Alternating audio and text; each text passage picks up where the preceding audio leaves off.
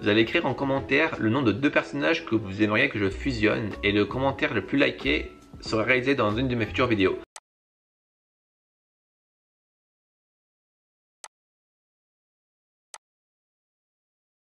Bon bah c'est parti.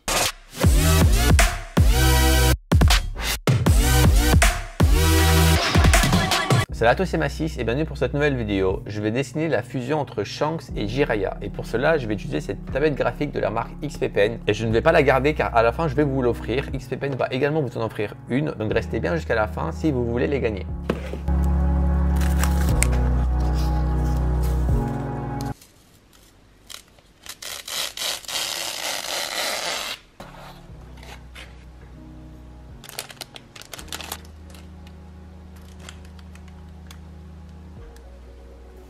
Je vais d'abord commencer par le dessin et ensuite je vous présenterai plus en détail la tablette. Alors pour commencer, on va transformer en gris le premier calque. On va analyser le personnage de Jiraiya et le personnage de Shanks. Lorsqu'on fait une fusion, ce qui est intéressant, c'est d'essayer de créer un nouveau personnage qui va être fait à partir des 2 personnages. Un peu comme Végéto, il ressemble ni à Goku ni à Vegeta, mais ils ressemblent aux 2 en même temps. Donc c'est ce qu'on va essayer de faire et pour cela on va d'abord voir ce qui définit Jiraiya et Shanks. Alors il y a tout d'abord la forme des cheveux qui est assez particulière et qui donc caractérise pas mal Jiraiya. Il y a ensuite la couleur de ses habits, fait d'un rouge et d'un vert kaki assez clair. Il y a la présence du bandeau ici au niveau de son front. Et enfin ici au niveau des yeux, il a les traits rouges qu'on va également essayer d'inclure dans le dessin final. Shanks, ce qui le définit, c'est bien la couleur de ses cheveux. D'ailleurs son surnom c'est Shanks le roux. Ses vêtements sont assez atypiques également, notamment par la cape, la chemise ouverte, l'espèce de petit pantalon ici, la présence de son épée. Et enfin je dirais ici les cicatrices qu'il a sur le visage et également sa barbe. Donc ça c'est pour les idées de base. Je pense que mon personnage, ce que je vais lui faire, c'est donc les vêtements de Shanks, mais qui auront les couleurs des vêtements de Jiraiya. Il aura la forme des cheveux de Jiraiya, mais avec la couleur des cheveux de Shanks. Et pour le visage, je vais essayer de faire un mélange des deux avec les cicatrices et le bandana. Là, on a trouvé plus ou moins des différences qu'on va essayer de mélanger. On peut également trouver des similitudes qu'il y a entre les 2 personnages. Alors les 2 sont ultra puissants, ils sont un peu âgés, ils ont une forme de sagesse et de par leur puissance, ça leur donne une forme de sérénité. Les 2 sourient pas mal et ils ont un peu un côté, pas gamin mais enfantin. D'ailleurs les 2 boivent beaucoup d'alcool et ils ont une joie de vivre. Et les 2, on dirait qu'ils ont déjà vécu leur vie comme s'ils étaient apaisés, comme s'ils pouvaient partir à n'importe quel moment. Donc maintenant on va essayer de rassembler tous ces traits de caractère pour trouver notre personnage. Pour représenter le côté puissant, sérénité, apaisé, etc. Je vois bien le personnage assis et pourquoi pas en tailleur. Ce qui voudrait dire que c'est pas quelqu'un qui est en garde ou qui est prêt à se battre, car il est tellement puissant qu'il n'a même pas le besoin d'être en garde en fait. Du coup pour ça c'est très simple, on peut simplement construire un bonhomme en battant comme ça. Et après l'imaginer assis, donc il suffit de refaire la même chose, mais cette fois-ci au niveau des pieds, on va les faire comme ceci. Mais bon là c'est assez symétrique, donc on peut casser cette symétrie en mettant par exemple un pied par terre et un pied qui va être avec les genoux pliés. Donc on refait la même chose. Les mains, sauf que cette fois-ci donc la jambe qui fait ça, on va la faire monter, donc ici c'est le genou et redescendre et l'autre va rester comme ceci. Et ce qu'on peut faire c'est de poser ce bras là ici sur le genou, encore une fois pour marquer le côté je suis vraiment tranquille, reposé. Donc pareil, on refait le bonhomme ici, là le genou qui monte, qui redescend, là la jambe qui est comme ça et le bras on peut donc faire en plusieurs parties. On peut faire l'épaule, ici le coude et ensuite l'avant-bras et on peut la faire descendre comme ça. Et l'autre bras, on peut l'imaginer posé comme ceci.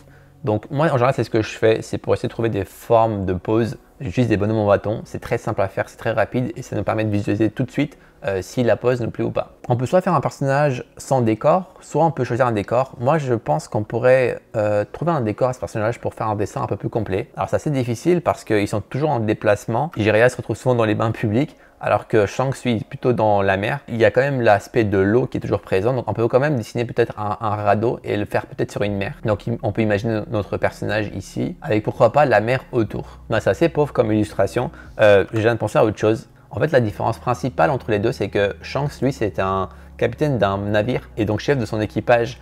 Et on sait très bien que Shanks adore ses coéquipiers, c'est limite comme une famille pour lui. Et donc on ne peut pas négliger cet aspect-là de Shanks parce que ça représente vraiment beaucoup dans ce qu'il est. Et pareil pour Jiraiya. Jiraiya au contraire c'est quelqu'un de solitaire qui vit seul, il n'a pas d'amis, il n'est jamais accompagné. Donc réussir à représenter ces 2 aspects qui sont à l'opposé c'est un peu compliqué, mais je pense avoir trouvé une astuce. Ce qu'on pourrait faire c'est un bateau. Le bateau va représenter le côté navire, côté équipe pour le Shanks. Et en fait l'astuce c'est que, vous savez à l'époque sur les bateaux, et peut-être même maintenant ça se fait, ici devant on mettait une statue qui s'appelle la figure de proue. Et en fait, cette statue permettait d'effrayer les navires en face ennemis ou alors même de représenter la symbolique et la puissance d'un navire. Et pour essayer d'avoir un équilibre avec Jiraiya, en fait, on va lui mettre une figure de proue et cette figure de proue sera une grenouille pour symboliser eh bien, les crapauds de Jiraiya. Et vu que Jiraiya, souvent, on le voit poser sur ces crapauds qu'il invoque souvent, je me suis dit que ça serait vraiment intéressant de le mettre, le personnage ici. Et en fait, l'angle de vue sera zoomé de sorte qu'à ce qu'on ne voit que le personnage et la figure de proue en forme de crapaud et non pas le bateau et l'équipage. Comme ça, le dessin va suggérer qu'il y a tout un équipage derrière pour représenter donc Shanks. Mais vu qu'on ne verra que le personnage, ça va plutôt suggérer le côté solitaire de Jiraiya. Du coup, ce que je vais dessiner, eh bien, ça sera cette partie ici du dessin. Et pour la pose, je pense prendre celle-ci qui me plaît pas mal. Vu que le personnage est posé sur la statue, je pense qu'il est préférable de commencer d'abord par dessiner donc la forme du crapaud. Comme ça, après, on aura juste à poser les différentes parties du personnage sur l'ensemble de la statue. Donc là, je vais simplement essayer de dessiner une forme de tête de crapaud assez simple.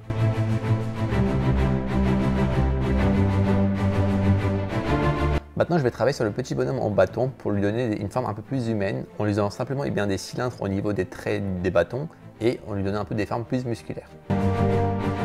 En voulant dessiner le bras gauche, je me suis rendu compte d'un truc, c'est que les deux avaient perdu leur bras gauche. Donc c'est génial, je n'aurais pas à le dessiner, je vais simplement faire le manche ici, mais du coup je n'ai pas à me prendre la tête pour savoir comment est-ce que je le place, etc.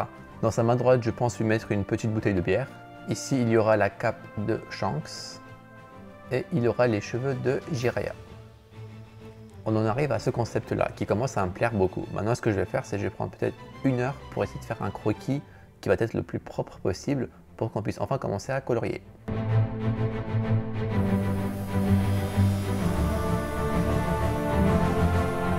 Le brouillon commence à être vraiment pas mal. Pour le bandana, je vais le laisser pour faire ressembler plutôt à Jiraiya, mais je vais le faire en noir en rajoutant le squelette de la piraterie de Shanks pour équilibrer entre les deux personnages. Le trait rouge, ici, je ne sais pas encore si je vais le garder ou pas parce que ça fait assez chargé, je trouve, avec notamment la cicatrice, la barbe, les mèches de cheveux. Et en faisant tout ça, j'ai pensé à quelque chose qui est très important aussi. Eh bien, c'est ce que représente Jiraiya et Shanks pour les héros des mangas. Que ce soit pour Luffy comme pour Naruto, ils ont été une grande source d'inspiration et des mentors pour Luffy ainsi que pour Naruto. Et ils ont même laissé un héritage très important qui en fait que ces deux personnages-là sont ce qu'ils sont. Jiraiya a laissé un livre à Naruto qui lui a permis de faire des grands exploits dans Naruto. Et Shanks, c'est à travers son chapeau de paille qu'il a réussi à lui donner toute la motivation qu'il a. Donc je pense qu'il est important de représenter leur héritage par ces deux objets. Et ça tombe bien parce que je n'aimais pas vraiment l'idée de mettre une bouteille de bière dans sa main ici. Donc on va plutôt faire le livre à ce niveau. Et pour ce qui est du chapeau de paille, eh bien on va simplement le mettre ici.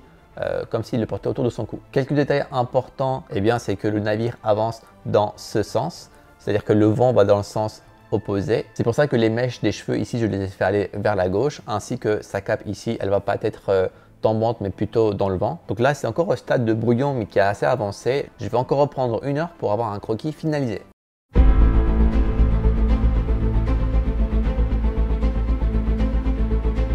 Donc voici pour le croquis. Maintenant, lorsqu'on veut dessiner un personnage puissant, une des techniques, eh bien, c'est de le filmer ou de le dessiner de par le bas. Le fait d'être en dessous, eh bien, met le personnage dans une position de dominant et donc de puissance. Et du coup, pour que ce soit logique, par rapport à la mer, eh bien, on ne peut pas mettre le niveau n'importe où. Il va falloir placer le niveau de la mer assez bas dans le dessin pour que ce soit assez logique avec notre angle de vue. Donc, on va la placer à peu près ici. Et maintenant, on va enfin pouvoir commencer à colorier. La première chose que je fais, eh bien, c'est de rajouter des nouveaux calques en dessous du calque du croquis et on va simplement remplir toute la zone du tracé avec une couleur comme par exemple le gris foncé. Une fois que c'est fait, pour ceux qui se demandent à quoi ça sert, eh bien ça va me permettre de créer un masque d'écrêtage, ce qui fait que lorsque je dessinais sur ce masque là, eh bien ça ne va plus dépasser. Vous voyez là, je peux dessiner comme ça et je peux aller sur la partie blanche et en fait ça ne dépassera jamais, ça restera toujours dans la partie grise. Ça permet d'aller beaucoup plus vite et d'être un peu plus précis.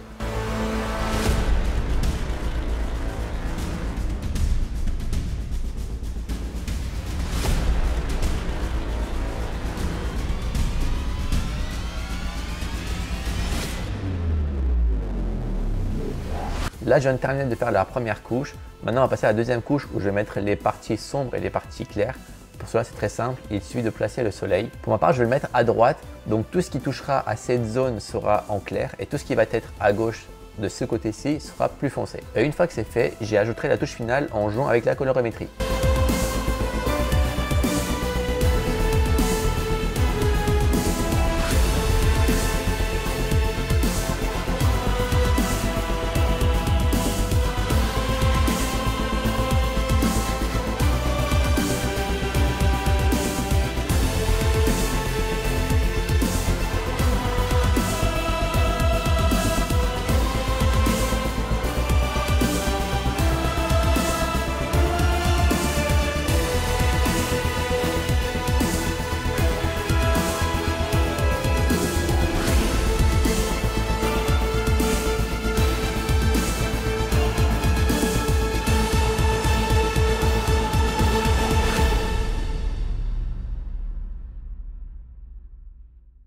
voici le dessin. Le plus dur, c'était un peu de trouver le concept. Mais après, tout ce qui est petits détails pour faire des traits propres, etc., ça prend juste un peu plus de temps. Mais je viens d'avoir une idée. Si jamais cette vidéo elle dépasse les 5000 likes, je ferai des imprimés de ce dessin en version limitée. Et si jamais cette vidéo dépasse les 10 000 likes, je ferai une vraie statue de ce dessin en mode figurine, genre dans cette taille.